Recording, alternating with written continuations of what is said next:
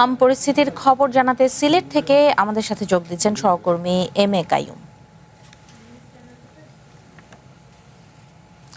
কাইয়ুম, সিলেট বিভাগে হামের উপসর্গ নিয়ে মৃত্যু শিশুর সংখ্যা বেড়ে দাঁড়িয়েছে ২৮ জনে। স্থানীয়রা এই বিষয়ে কতটুকু আতঙ্কিত বা সচেতন সেই বিষয়টি জানাবেন, পাশাপাশি যারা হাসপাতালে যাচ্ছেন তারা কেমন চিকিৎসা পাচ্ছেন।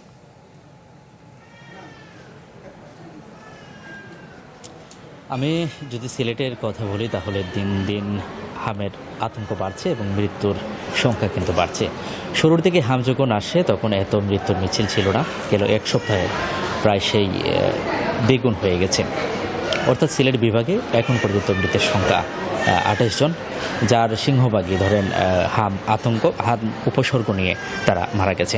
আমি যদি বলি সিলেটের যে শিশুরা মারা যাচ্ছে, এই শিশুরা শুধু হামেই নয়, তাদের এর আগেও কিন্তু শ্বাসকষ্ট, নিউমোনিয়া এবং হৃদরোগজনিত বিভিন্ন জটিলতা নিয়ে তারা হাসপাতালে ভর্তি হয়। এরপরে তাদের হামও আক্রান্ত থাকে।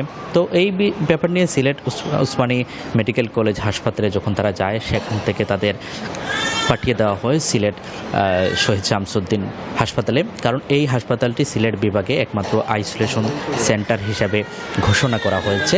এবং এখানে সারা সিলেট বিভাগ থেকে যে 4টি জেলা আছে, সব জেলা থেকেই এই সিলেটে তারা আসছেন, এসে তারা চিকিৎসা নিচ্ছেন। এবং একটি বিষয় যেটি বলছে যে হাওর অঞ্চল অধ্যুষিত যেসব এলাকা আছে, সেই এলাকা থেকে তারা বেশি আক্রান্ত হচ্ছে।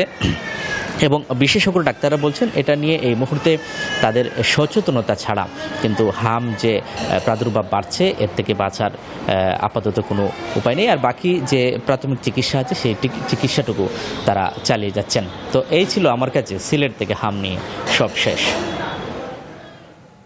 কাইয়ুম, আপনাকে ধন্যবাদ।